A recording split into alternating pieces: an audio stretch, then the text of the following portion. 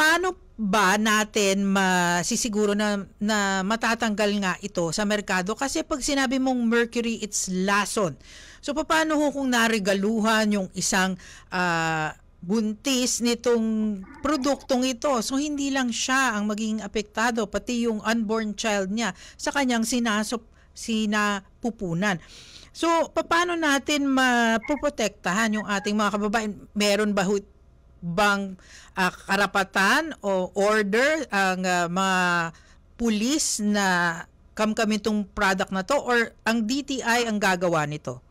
Tama po yung binanggit mo. Meron po talagang karapatan, maski po ang ating mga LGUs ay meron pong kapangyarihan para kumpiskahin.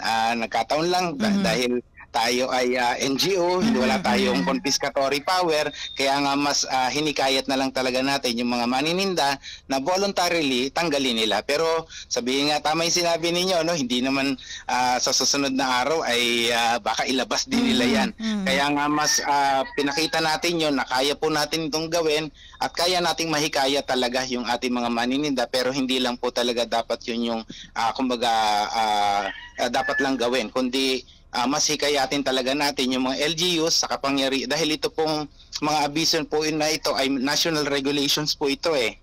At doon mismo sa mga abiso naka-indicate po doon na hinihikayat po talaga yung mga local government. Kung maaari nga po sana gawin nila yung aming ginawa, no? Nag-conduct po ng info drive doon sa mga beauty shop owners, at kung meron po silang makita doon ng mga pinagbabawal na mga pampaputi ay kumpiskahin po nila ito.